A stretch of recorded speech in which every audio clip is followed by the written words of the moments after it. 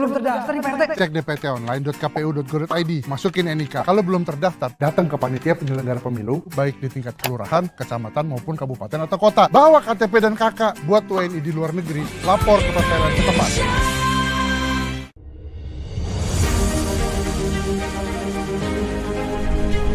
Mari kita sukseskan pemilu 2024 dengan datang ke TPS pada tanggal 14 Februari 2024. Suara kita menentukan masa depan bangsa.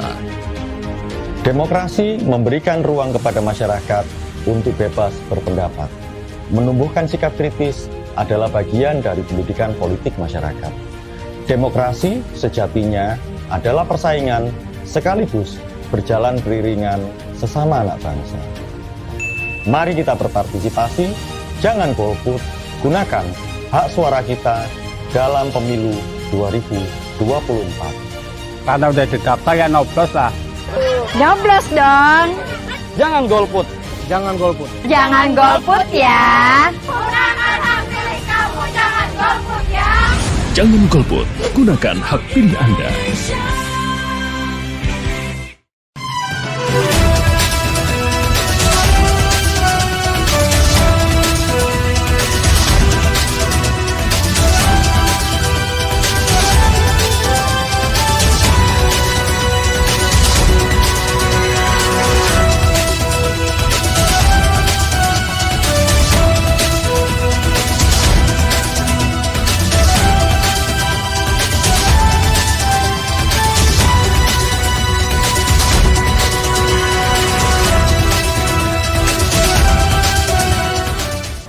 Halo pemirsa Mitra TV, Dialog Rawajurai bersama saya Verawang. Kali ini kita kedatangan narasumber spesial kita, ada Bapak Kadek Djoko Supriyatin SAPMM. Beliau adalah anggota Komisi 4 DPRD Lampung Tengah dari fraksi PDI Perjuangan. Kita akan membahas sebuah tema mengenai pemilu yang baik, wujud dari keberhasilan demokrasi. Ya, pemilu adalah tolak ukur menilai keberhasilan demokrasi.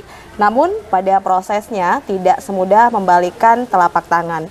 Banyak sekali rintangan dan juga tantangan yang dihadapi untuk menjalankan demokrasi tersebut. Bagaimana pelaksanaan pemilu 2024 dapat menjadi wujud demokrasi yang berhasil? Akan kita bahas bersama narasumber kita, Bapak Kadek Djoko Supriyatin SAPMM. Terlebih dahulu kita akan menyapa beliau. Bapak, apa kabar? Baik, Mbak. Sehat ya Pak ya? Sehat, ya. Alhamdulillah. Alhamdulillah. Kita hari ini akan membahas sebuah tema yang menarik tentang pemilu Pak, sebagai wujud keberhasilan demokrasi. Namun sebelum itu, kita ingin tahu dulu nih, bagaimana seorang Kadek Djoko Supriyatin SAPMM mengawali karir politiknya Pak? Oke, terima kasih. Saya dulu memang bukanlah seorang politik, Mbak. Saya berwira swasta. Oke. Tapi dari keluarga saya yang saya anggap sebagai guru saya, yang sekarang udah almarhum, Bambang Suryadi, mungkin Lampung Tengah hampir Sudah paham? Sudah paham. Beliau, ya? Nah, itulah awalnya saya didik sama beliau. Karena setiap omongan beliau kemana-mana, setiap beliau berkunjung kemana, saya selalu ikut. Mendampingi begitu, Mendampingi. Pak, ya? Oke. Waktu beliau masih jadi anggota DPRD Kabupaten, begitu juga dari provinsi, saya selalu mendampingi. Dan lama-lama saya tertarik, oh politik ini penuh tantangan, penuh suka dukanya, bisa teman kemana-mana. Nah, artinya saya tertarik dengan dunia politik ini. Dimasukkanlah saya ke jajaran tingkat kecamatan. Pengurus pada saat itu, Pengurus, Pak, ya? dimasukkanlah tingkat pengurus.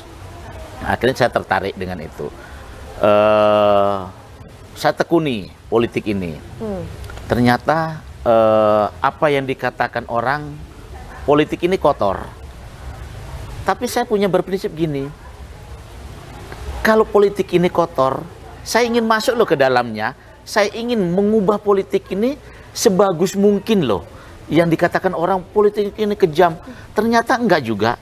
Tergantung seseorang itu bisa menikmati dan bisa memandang dari sudut segi pandang mana. Berarti masyarakat selama ini kan sering menilai Pak, politik ini syarat dengan hal-hal yang negatif, politik ini syarat dengan hal-hal yang ibaratnya menindas masyarakat. Itu Bapak tertarik kemudian masuk untuk membalik fakta tersebut ya Pak ya? Iya, memang kalau masyarakat di luar sana kan politik ini kejam, politik ini tidak abadi, mana kawan mana lawan, begitu. Sebenarnya sih tergantung seseorang melihat dari sudut pandangnya loh, Mbak. Politik ini mau diarahkan kemana? Kalau politik ini kita ngikutin alur aja, kita nggak berlawanan dengan yang tidak baik, ya politik ini akan menjadi amburadul. Akan negatif terus ya Pak? Akan negatif terus. Kayak sekarang ini kita menghadapi pemilu 2024. Gimana sih, terutama PDI Perjuangan, saya kan ada di PDI Perjuangan nih, Mbak. Penekanan dari sana, dari sini banyak, dari samping kiri kanan udah banyak. Tapi saya anggap itu enjoy aja. Karena apa? Saya betul-betul mendalami politik ini bukan 1 tahun, 2 tahun. Sudah berapa tahun Pak? Saya dari 2010. Sudah 14 tahun ya Pak ya? 14 tahun. 2010 awal mula terjun? Awal mula terjun. Itu langsung di PDIP Pak? Saya langsung di PDI. Pertanyaannya, mengapa harus PDIP? Karena gini, PDI ini orangnya netral. Yang selama ini dihujat, katanya partai PDI ini partai PKI lah, yang nggak punya agama lah, yang beraneka ragam. Ternyata enggak, saya dalamnya banyak kalangan ulama-ulama yang terjun ke gabung sama PDI. Ternyata PDI apa yang dikatakan orang, katanya partai PKI, enggak juga. Di situ semua agama dirangkul. Islam, Katolik, Protestan, Hindu, Buddha dirangkul semua. Tidak ada perbedaan satu sama lain. Nah itu. Nah di situ saya tertarik. Oh ternyata PDI ini mengayomi loh semua. Baik masyarakat paling bawah, betul-betul yang notabene katanya dianaktirikan. Semua PDI ini diayomi. Dirangkul semua ya Pak ya? Dirangkul semua. Itu yang menjadi alasan kuat mengapa Pak Kadek memilih PDIP. Karena PDI ini tidak hanya melihat satu elemen masyarakat saja, dan tidak hanya melihat satu entitas agama tertentu saja, tapi semua ya Pak ya? Semua. Gitu. Itu Bapak sudah rasakan sendiri ya Pak ya? Saya merasakan sendiri. Sejak saya mencalonkan diri 2019 sampai 2024 ini, semua agama saya masukin. Tidak saya berpilih satu agama aja, saya tekuni, enggak. Semua agama saya masukin. Toh mereka juga menerima kok. Mereka menerima, nggak ada perbedaan. Ternyata mereka menganggap, oh ternyata PDI itu kayak gini loh. Semua kalangan bisa dimasukin, nggak ada perbedaan satu sama lain, tidak ada. Itu PDI. Ini jadi bertolak belakang dengan isu-isu yang ada di luar sana ya Pak. Banyak sekali hoax tentang PDIP yang mengatakan bahwa PDIP begini. Padahal sebenarnya tidak seperti itu. Nggak seperti itu. Nah makanya orang yang selalu menyebarkan fitnah tentang partai PDI ini, itu orang-orang yang mempunyai iri dan dengki terhadap itu partai sudah PDI. Pasti kayak ya Pak ya? Pasti itu nggak mungkin. Kalau nggak iri mungkin nggak mungkin musik ya Pak? Iya nggak mungkin musik apapun. Oh, mungkin kalah tenor atau kalah elektabilitas ya mungkin Pak bisa ya? bisa jadi Mbak, bisa jadi Mbak. Itu hanya orang-orang yang iri dan dengki sehingga menyebarkan berita-berita bohong ya Pak, seperti itu. Ya, ini Bapak memilih PDIP sebagai karir politik pertama dan mungkin sampai nanti ya Pak ya di sampai PDIP. Nanti. Nah, bagaimana cara Bapak untuk mengedukasi masyarakat bahwa politik tidak sekejam itu? Politik itu bisa menjadi wadah yang baik bagi masyarakat. Karena tidak semua orang seperti Bapak, tidak semua orang mau membuat itu menjadi positif. Apa langkah yang Bapak lakukan untuk mengedukasi masyarakat? Ini kita lihat dulu permasalahannya dan kita ada di mana. Umpamanya kita ada di daerah pertanian ini, kayak Lampung Tengah. Otomatis kita terjun loh ke pertanian. Jangan mentang-mentang kita seorang hidupnya di politik, kita nggak mau dengan tentang dunia petani. Nah, kita terjun, terus kita gimana caranya? Apa pertanian itu yang berhasil di sana? Apa yang nggak berhasil? Nah, kita pelajari satu persatu ini. Kalau tentang Lampung Tengah ini kan tentang masalah pangan kan betul-betul Jadi utama ini sepertinya ya Pak ya? yang jadi Prioritas utama. ya? Bisa mengirim kemana-mana. Contohnya kayak beras, padi. Lampung Tengah ini paling terbesar dibandingkan kabupaten kota lain. Gitu. Nah, kita terjun loh di petani itu. Kita memberi arahan. Program pemerintah kayak gini loh. Nah, terus apa keluh kesahnya Bapak di bidang pertanian? Setidaknya kita bisa memberi saran. Gitu juga yang ada di pasar. Kita harus memberi arahan. Gimana? Apa situasi pasar ini? Naiknya tentang apa? Tentang bahan pokok, mendekat-dekati Lebaran atau mau tahun baru atau hari raya Imlek kayak gini kan udah pasti melunjak. Nah, kita tuh paling enggak bisa memberi solusi terhadap masyarakat. Gitu. Justru kita jangan menjauh, kita harus mendekat, kita tunjukkan loh bahwa kita ini pro dengan rakyat kecil. Kita harus hadir ya Pak di Kita tengah harus masyarakat. hadir di tengah-tengahnya gitu. Itulah sebenarnya salah satu tugas dari caleg ataupun politikus ya Pak ya sebenarnya. Iya, itu. Jadi jangan cuma hanya kita berbicara di belakang meja, tapi kita tidak terjun ke bawah. Percuma, masyarakat di sana nggak akan mengenal. Kita buktikan, oh kita harus kerjasama gini. Masyarakat tuh keinginan ingin menyampaikan hal sesuatu itu sangatlah banyak. Tapi kalau kita tidak terjun, nggak akan tercapai cita-cita masyarakat tuh apa yang disampaikan ke pemerintah daerah. Gitu ya, Kayak Pak, gitu. ya. Iya. Jadi harus terjun, harus action. Harus. Tapi kan Pak, tidak semua orang seperti Pak Kadek Joko, tidak semua orang, tidak semua caleg mau turun ke lapangan Pak. Kenapa Bapak mau? Gini, nah makanya di PDI Perjuangan ini kita tuh udah digembleng loh, harus turun sampai ke akar-akar rumput. Ada gemblengannya sendiri Oh iya, ternyata Pak ya? ada gemblengan. Jadi Saya kira parpol itu hanya cuman nyuruh supaya nyalon-nyalon aja oh Pak. enggak, Ada gemblengannya sendiri ada untuk gemblengan, masyarakat. iya. Oke. Sekarang kalau cuma mau nyalon, di saat kita mau nyalon cengengas-cengengas di depan masyarakat, walaupun ada duit, masyarakat kita itu udah pandai Mbak. Udah nggak bisa ditipu kayaknya Udah ya nggak Pak bisa ya? ditipu. Banyak orang nyalon, duitnya udah nggak kehitung lagi. Itu jangan Belum harap tentu. bisa terpilih. Masyarakat tuh pandai. Yang mempunyai program setelah jadi program apa yang bisa diturunkan. Kita ibaratkan menanam buah jambu. Jambu itu masak sebelum diambil kelelawar. Gimana caranya kita bisa membungkus dan kita memetik? Hasilnya bagus. Nah itulah program itu setelah kita jadi betul-betul harus ada ke masyarakat. Jangan udah jadi nggak mempunyai program, yang akan datang yakin aja masyarakat akan menjauh. Itu Mbak. Jadi itu ya Pak ya kuncinya. Ya. Dekat dengan masyarakat kita ini Pak. Harus ya? dekat karena kita bisa duduk di dewan bukan dari pribadi atau keluarga, tapi dari masyarakat luas. Karena masyarakat yang Karena sudah masyarakat memilih kita ya Pak yang ya. memilih kita, yang memperjuangkan kita itu masyarakat, kembali lagi kita ke masyarakat. Pengabdian untuk masyarakat. Iya, gitu. Nah, Pak Kadek Joko, 14 tahun berkarir politik di PDI Perjuangan. Pernah nggak sih Pak waktu berkunjung ke masyarakat ditolak? Ada pernah pengalaman seperti itu nggak Pak? Alhamdulillah sampai detik ini saya belum pernah. Belum pernah. Berarti Bapak benar-benar disayang nih sama masyarakat. Bahkan saya itu kalau terjun ke masyarakat itu selalu pulang yang dibawahi hasil Bumi, hasil panen. Contohnya Pak? jagung, singkong, Itu pasti dibawain ya Pak? sayuran, pasti dibawain saya, pasti dibawain. Tetangga saya tuh kiri kanan tuh sampai dibilang, Pak, kok banyak sih hasilnya kebunnya di mana? Saya bilang kebun saya banyak di mana-mana. Semua. Karena Hasil dari bumi. masyarakat itu pasti ngasih, gitu loh. Itu biasanya Pak, caleg-caleg yang dikasih dibawain pulang itu disayang masyarakat loh Pak. Berarti Nah, Bapak salah satu yang disayang nih. Mudah-mudahan gitu Mbak, mudah-mudahan gitu. Yang paling berkesan pernah dibawain apa Pak?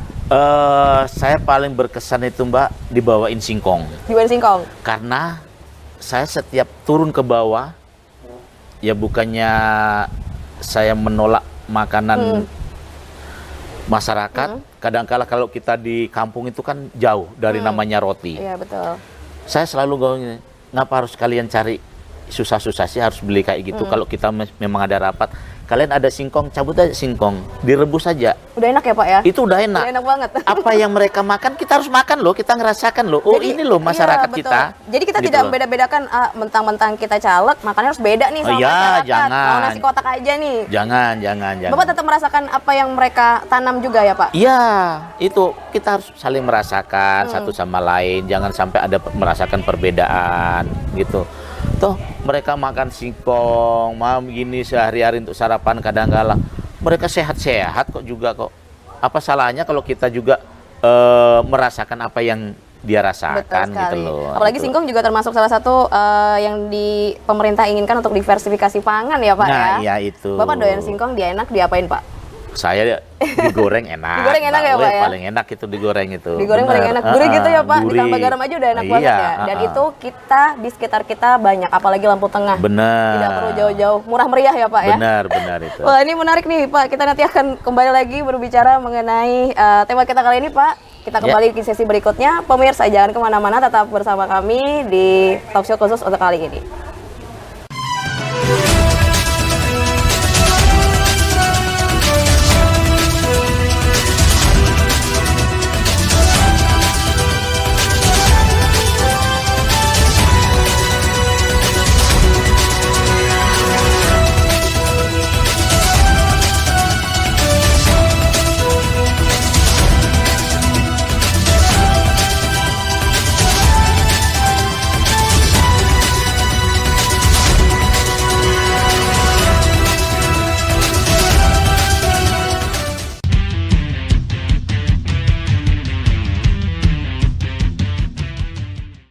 Fiona, kok kamu gitu sih Fiona? Apa sih? Please lah Fiona. Kasih aku kesempatan satu kali lagi Fiona. Aku nggak mau. Udah ya, cukup ya, cukup. Kok gitu sih Fiona? Fiona, kok kamu gitu sih? Fiona, tunggu dulu Fiona. Nah, aku mau ngasih sesuatu buat kamu nih. Kamu mau ngeroyok aku pakai bunga ini? Bukan gitu Fiona, udah kamu pegang dulu. Ini hari spesial. Kamu gak usah khawatir tentang itu. Udah tahu Kasih sayang kalau aku tuh kayak selalu gitu ada masih kok untuk lama. kamu setiap saat. Aku juga mau ngasih tau ke kamu nih. Jadi nanti tanggal 14 Februari 2024 itu ada hari yang spesial buat kita semua. Apa? Hari kasih sayang. Kalau itu mah aku juga udah tahu. Bukan gitu sayangku. Jadi gini, tanggal 14 Februari 2024 itu adalah hari yang sangat spesial nih sayang. Buat kita semua nih, masyarakat Indonesia. Hari itu adalah hari pemilihan umum sayang. Yang dimana tiap warga negara yang genap berusia 17 tahun, sudah atau pernah menikah, tidak sedang menjadi anggota TNI atau Polri, dan juga tidak terganggu jiwanya, itu harus sayang memberikan suaranya di pemilu nanti, kayak gitu. Nah, itu kamu tahu. Aku jadi Iya dong. pengen deh ke TPS tersayang sama kamu. Harus dong sayang.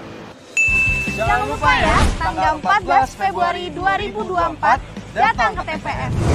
Gunakan hak pilih kamu. Mas, bunganya belum dibayar. Oh iya mas, lupa.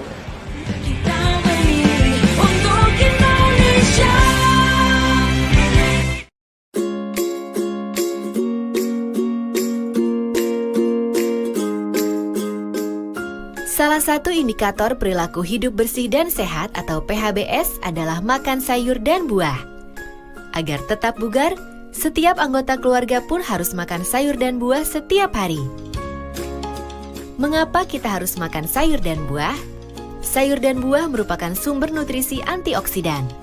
Kedua jenis makanan yang mengandung serat tinggi ini kaya akan vitamin dan mineral yang dapat mengatur metabolisme energi, pertumbuhan, dan pemeliharaan tubuh. Selain banyak mengandung vitamin dan mineral, sayur dan buah dapat membuat kita terhindar dari beragam macam penyakit seperti kanker, diabetes, gangguan pencernaan, dan jantung. Dengan kandungan kalori yang rendah dan bebas lemak, sayur dan buah juga berkhasiat menurunkan sekaligus mengontrol berat badan serta memperlancar buang air besar. Tubuh pun menjadi lebih segar dan energik. Setiap hari, sayur harus dimakan sebanyak 2 porsi. 1 porsi sama dengan 1 mangkuk sayuran segar atau setengah mangkuk sayuran matang. Sebaiknya sayur tidak dimasak terlalu lama agar kandungan vitamin dan mineral tidak hilang. Sedangkan buah-buahan harus dimakan 2-3 kali sehari. Makanlah bermacam-macam buah karena akan memperkaya variasi zat gizi yang terkandung dalam buah. Lalu, sayur dan buah seperti apa yang harus kita konsumsi? Pada intinya, semua sayur dan buah baik untuk kesehatan. Salah satu buah yang kaya vitamin adalah pisang. Buah ini mengandung vitamin A, B1, B2, dan C, serta mineral. Pisang berkhasiat membantu mengurangi asam lambung, menjaga keseimbangan air dalam tubuh, mengobati gangguan lambung, penyakit jantung, stroke, stres, dan menurunkan kadar kolesterol dalam darah. Serupa dengan pisang, jeruk juga kaya akan vitamin C. Buah ini berkhasiat mengobati sariawan, menurunkan resiko terkena kardiovaskular, kanker, dan katarak.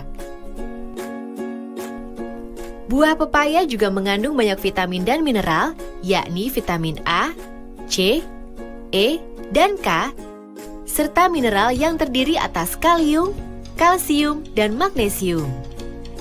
Buah ini kaya akan serat yang membantu mengurai serat makanan dalam sistem pencernaan, memperlancar saluran pencernaan, menanggulangi atau mengobati gangguan kesehatan seperti menyembuhkan luka, menghilangkan infeksi, dan menghilangkan alergi.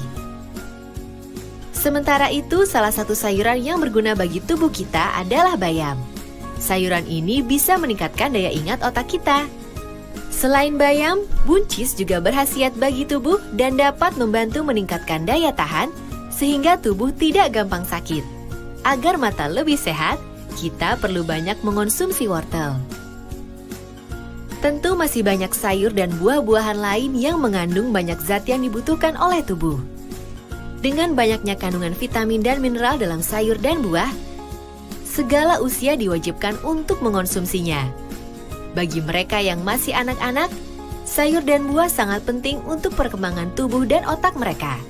Bagi mereka yang sudah remaja, kedua jenis makanan ini sangat penting untuk membantu mengoptimalkan masa pertumbuhan dan menjaga tubuh agar tetap sehat. Bagi orang dewasa atau mereka yang sudah lanjut usia, sayur dan buah tetap penting untuk membantu mengganti sel-sel yang rusak. Dengan segudang manfaat mengonsumsi sayur dan buah, kini tak ada alasan lagi untuk tidak mengonsumsi kedua jenis makanan yang bergizi tinggi ini.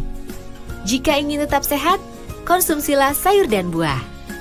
Ayo, jangan biarkan sel-sel dalam tubuh kita berhenti bekerja karena kurangnya asupan vitamin dan mineral dari makanan yang kita konsumsi.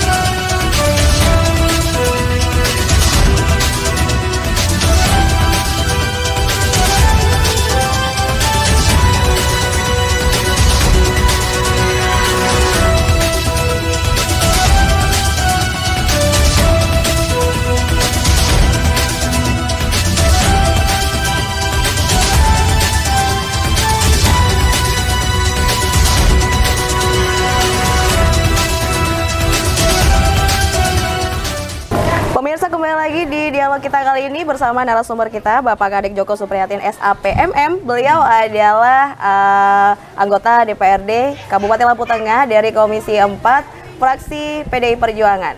Dan tema kita kali ini adalah pemilu yang baik adalah wujud keberhasilan dari demokrasi ya Pak ya. Setuju nggak sih sama tema ini Pak? Setuju, sangat setuju.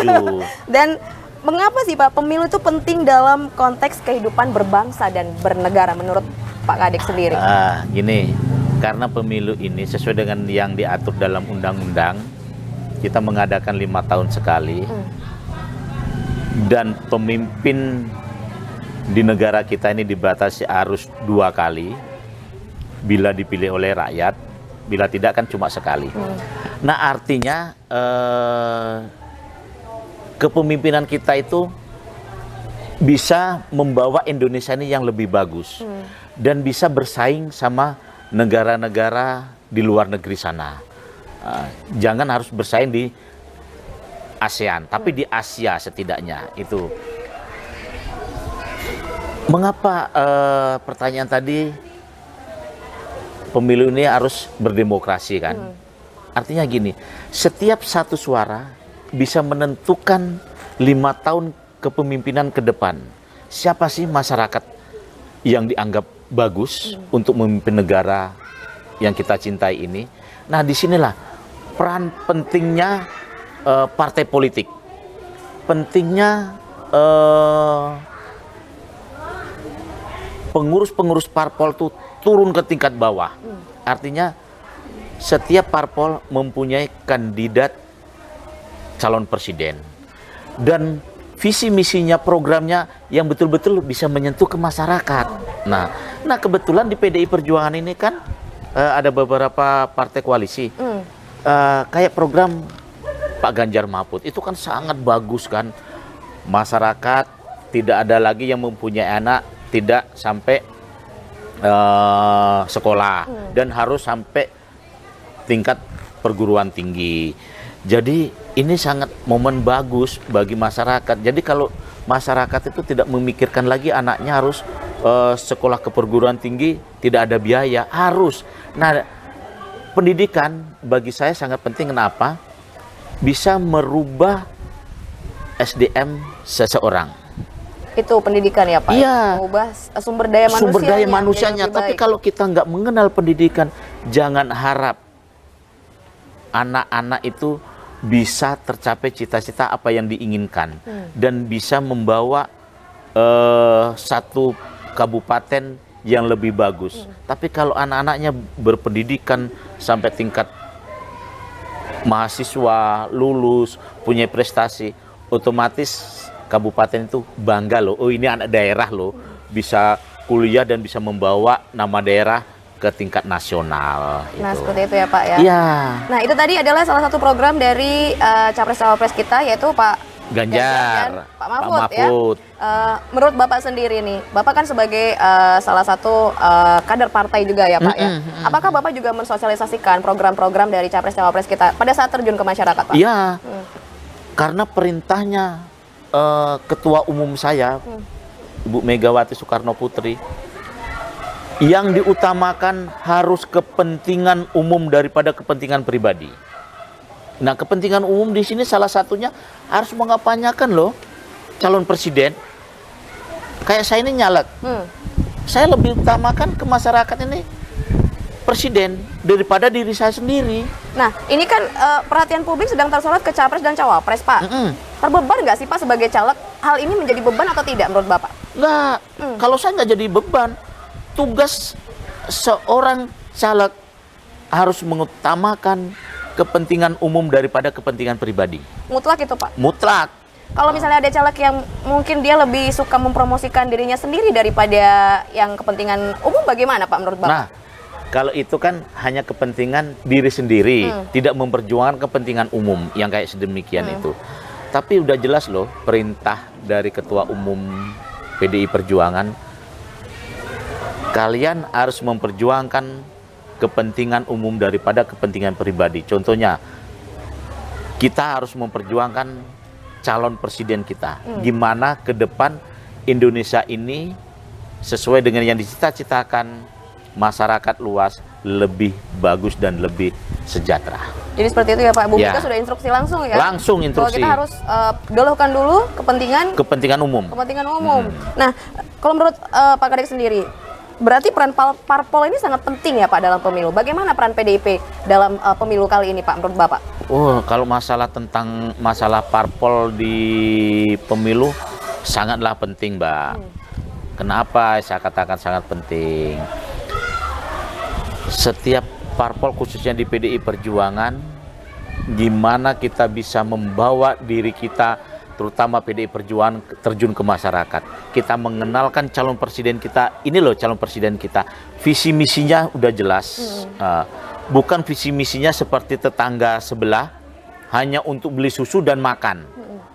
Tapi ini program pendidikan, program kesejahteraan masyarakat, itu sangat jelas. Nah, artinya peran di sini partai politik, sangatlah mendukung, sangat penting.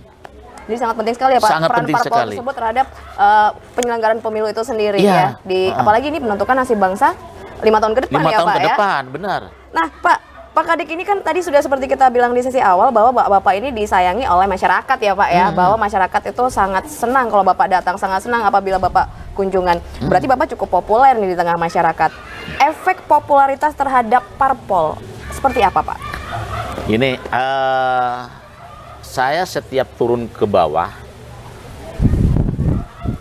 itu masyarakat tuh banyak loh yang mengenal saya daripada yang enggak. Karena apa? Karena saya lebih banyak diterjun ke masyarakat daripada saya banyak di rumah. Berarti Bapak jarang di Gitu. rumah, malah lebih sering ke masyarakat Lebih ya Pak? ke Ibu masyarakat. nggak protes Pak? Enggak, Atau ikut? ibu kadang-kadang saya aja. Kadang ikut ya Pak? Anak-anak saya aja terjun Oke. ke masyarakat. Jadi itu kita mengenal sama masyarakat. Apa sih keluhan masyarakat? Apa sih yang harus bisa kita bantu? Jadi saya ke masyarakat tuh turun ke bawah bukan tangan kosong, Mbak. Setidaknya ada loh isi sembako di mobil itu. Ada isi sembako. Kita lihat mampir ke masyarakat, betul-betul yang tidak mampu, kurang layak, kita berhenti loh di sana. Kita tidak ingin masyarakat tuh mengetahui ini kayak sama rakyat gini. Kita diam aja, kita turun, kita lewat ini loh. Entah siapa, entah itu dari golongan apa, kita tidak memandang latar belakangnya. Tapi kita niatnya bantu. Setiap saya turun pasti di namanya sembako di mobil itu selalu ada. Selalu Pak. ada ya Pak? Selalu ada. Bapak ini lakukan memang selama Bapak menjabat atau baru akhir-akhir ini aja Bapak lakukan? Selama saya menjabat. Selama menjabat Selama memang menjabat hampir 5 tahun kemarin. Jadi bukan FOMO karena mau pemilu aja ya Pak? Bukan, Ya? bukan.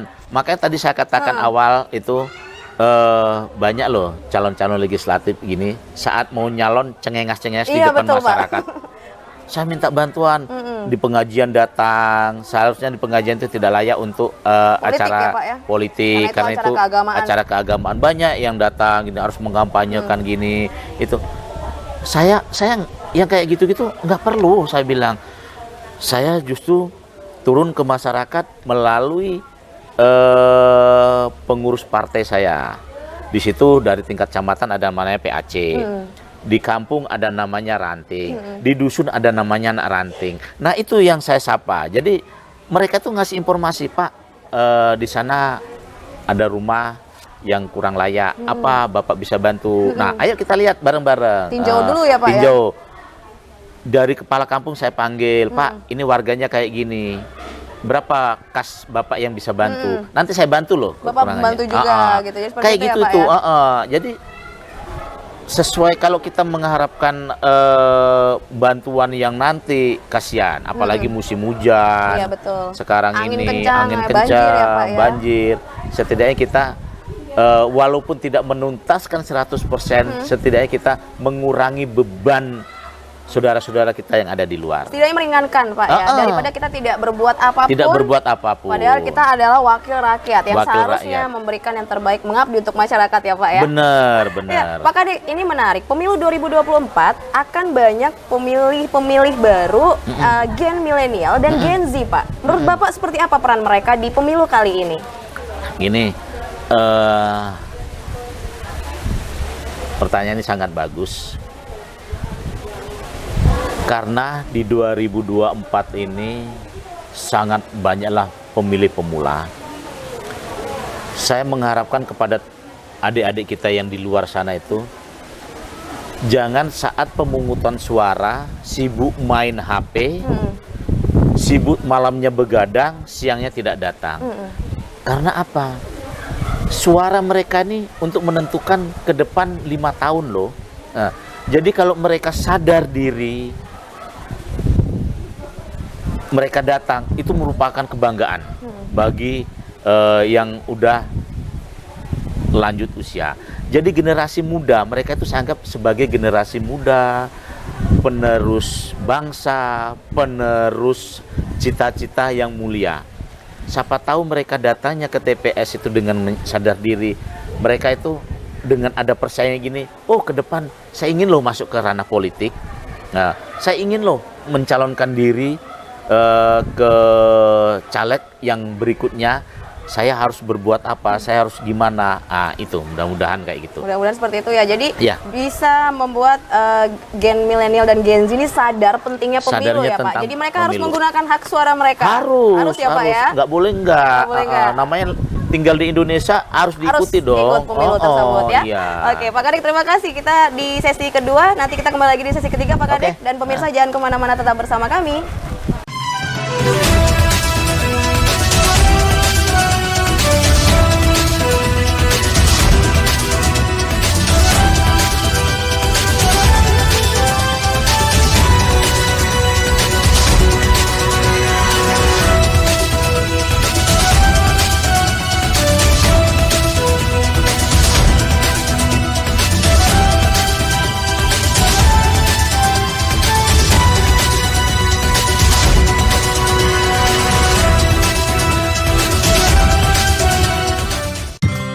Yakin gizi anak sudah terpenuhi dengan baik?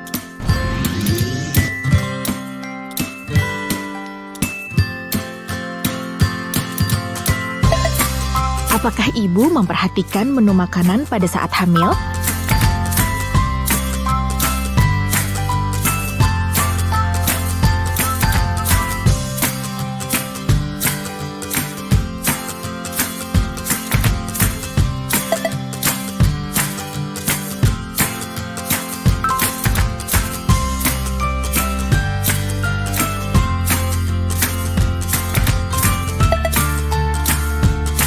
Dan rutin memeriksakan diri?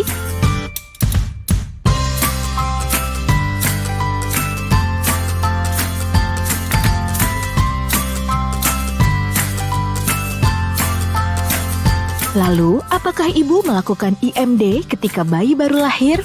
Serta memberikan ASI eksklusif 6 bulan kepada buah hati?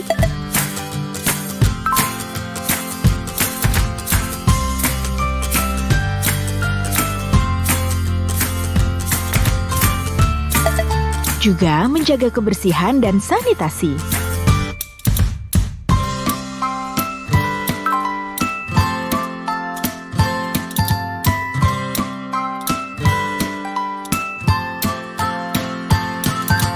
Tak lupa rutin melakukan imunisasi kepada buah hati.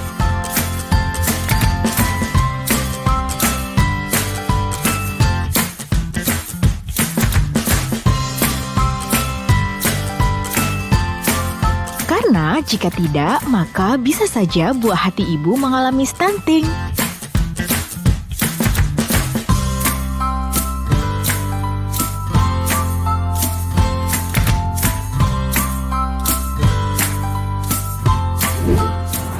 Cegah stunting itu penting.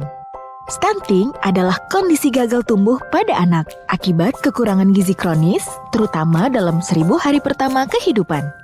Anak stunting cenderung lebih pendek dibanding anak seusianya. Stunting dapat dicegah dengan gizi dan sanitasi. Pemenuhan gizi yang baik dapat dipenuhi dimulai dari ibu hamil.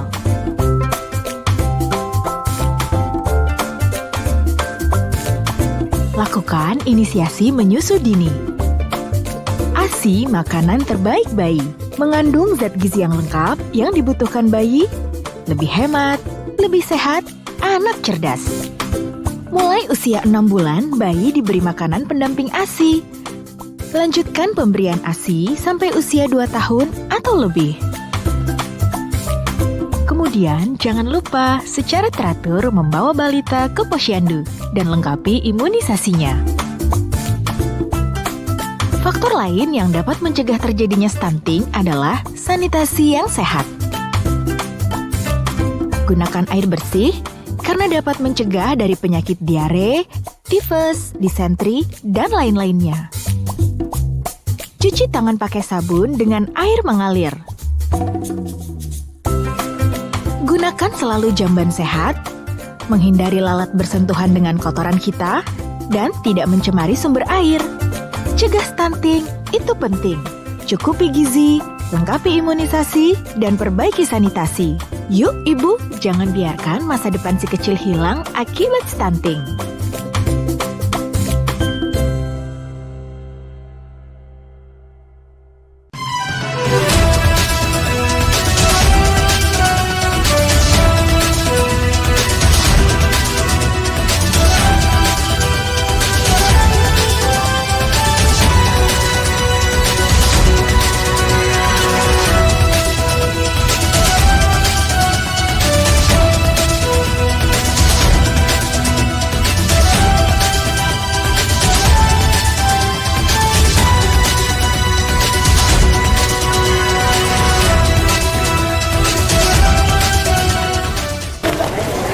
Pemirsa, masih di dialog khusus kita kali ini bersama narasumber Bapak Kadek Djoko Supriyatin SAPMM. Beliau adalah anggota Komisi 4 DPRD Lampung Tengah dari fraksi PDI Perjuangan. Ya Bapak, ini kita sudah sampai di sesi ketiga. Ya. Kita setuju ya bahwa pemilu ini memang benar-benar sangat mendukung demokrasi ya.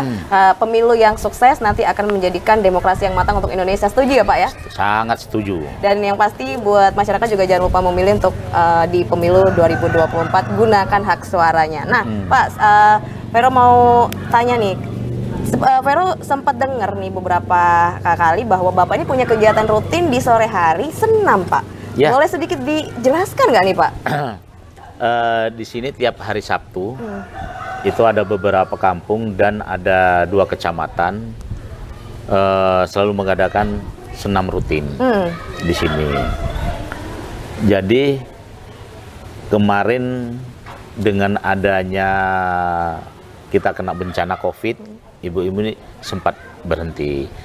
Jadi kalau saya mengadakan senam di sini dengan kesadaran ibu-ibu, setidaknya bisa saling menyapa loh satu sama lain, antara kampung, antara kecamatan. Toh mereka setelah ketemu gini, ternyata mereka tuh masih ada ikatan keluarga. Ternyata saudara gitu ya, Pak, ya? Jadi saudara. Nah disinilah saya banggain terhadap ibu-ibu ini. Tanpa saya komando lagi seperti dulu. Kalau hari Sabtu udah pada datang semua. Sudah dengan kesadaran sendiri dengan ya Pak kesadaran ya? sendiri itu mengadakan senam. Nah senam ini kan mereka ini setelah lelah, capek ke sawah, ke ladang. Nah kalau mereka ini bisa kumpul di sini terhadap semua kalangan, temu sama satu sama lain, mereka bisa ketawa-tawa, melakukan kegembiraan, Happy kan enak, ya, Pak, happy ya? gitu Jadi loh. beban sedikit berkurang, hilang, Sedikit sehat berkurang, pula ya sehat Pak pula, ya? gitu. Nah ini sebuah kegiatan yang positif tentunya ya Pak ya, Ya, rutin dilakukan rutin. di tempat kediaman Bapak Kadek Djoko. Dan Pak, kita mau mendengarkan nih closing statement atau mungkin pesan-pesan kepada masyarakat dan pemirsa di rumah, silakan Pak. Oh ya, untuk masyarakat yang di luar sana, kita tinggal hitungan hari, kita pemungutan suara untuk menentukan nasib bangsa ini ke depan yang lebih baik dan lebih sejahtera. Jangan tidak digunakan hak suara teman-teman, tetap datang tepat waktu, mulai jam 7 sampai jam 12 siang. Itu datang tidak lama, paling cuma 5 menit, tentukan nasib bangsa ini ke depan agar lebih maju dan sejahtera ke depan 5 tahun. Itu saja Pak pesannya. Ya. Terima kasih banyak Pak Kadek Djoko untuk waktunya, pembicaraan kita yang menarik sekali hari ini ya Pak ya. Dan yang pasti kita bersama-sama sukseskan pemilu 2024, betul ya Pak ya? Ya, harus kita sukseskan. Semoga Indonesia menjadi negara yang lebih baik tentunya setelah pemilu 2024. Ya, terima kasih pemirsa untuk kebersamaan Anda. Terima kasih narasumber kita Bapak Kadek Djoko Supriyatin SAPMM, anggota Komisi 4 DPRD Lampung Tengah dari fraksi PDI Perjuangan. Saya Vero Wang. Sampai jumpa.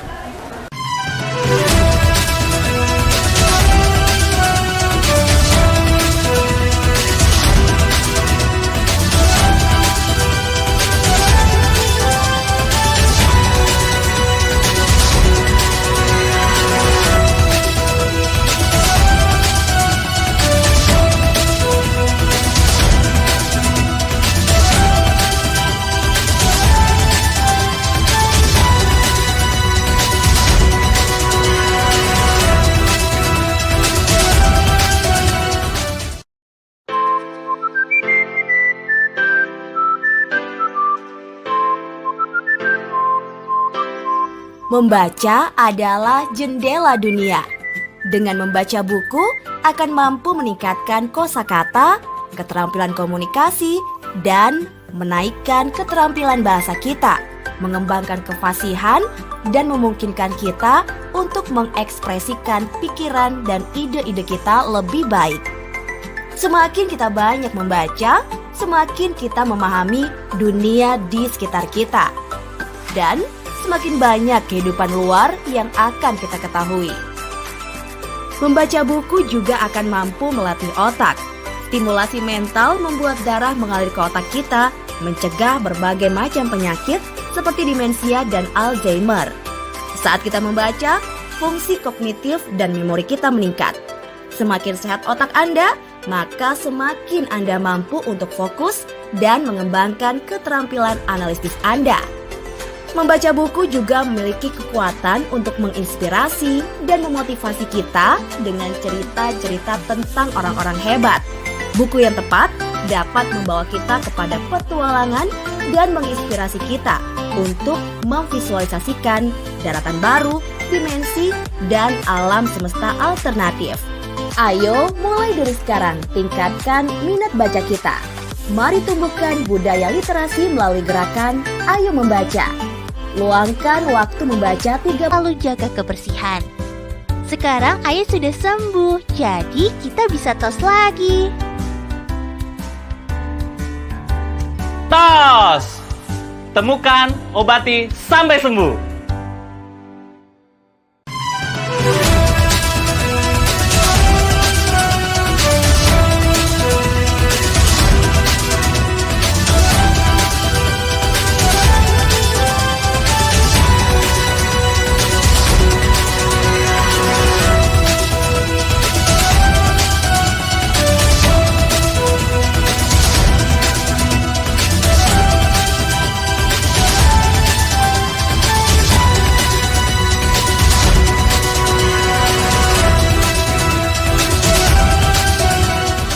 Saya belum terdaftar nih Pak RT. Cek dptonline.kpu.go.id, masukin NIK. Kalau belum terdaftar, datang ke panitia penyelenggara pemilu, baik di tingkat kelurahan, kecamatan, maupun kabupaten atau kota. Bawa KTP dan KK buat WNI di luar negeri, lapor ke PPLN setempat.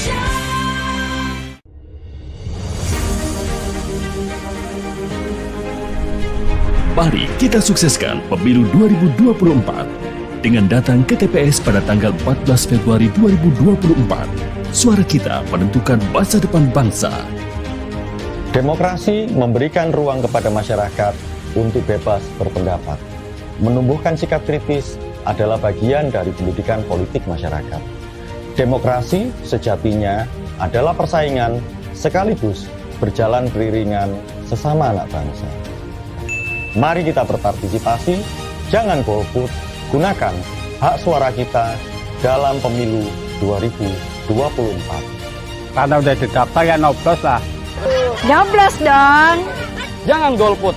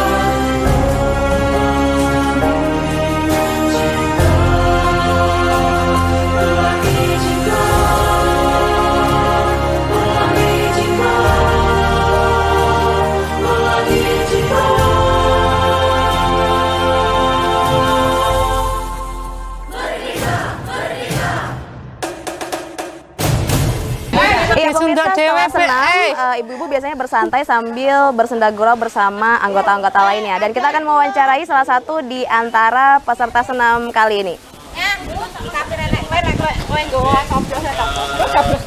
Ya.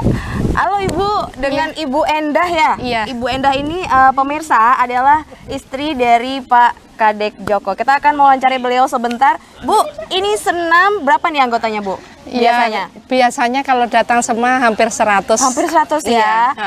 Sebenarnya tujuan senam ini apa sih Bu? Ya, kalau kita mengadakan senam kan setiap Sabtu ya, seminggu sekali. Jadi di awal kita buka dengan senam Sicita, itu senam cinta tanah air yang memang digalangkan oleh PDI Perjuangan. Oke, jadi Gitu. senam ini dilakukan bersama-sama dengan ibu-ibu yang ada di sini ya Bu ya? Iya, betul. Gimana ibu-ibu perasaannya habis senam? Seneng nggak? Sehat nggak? Oke, tepuk tangan buat kita semua. Terima kasih.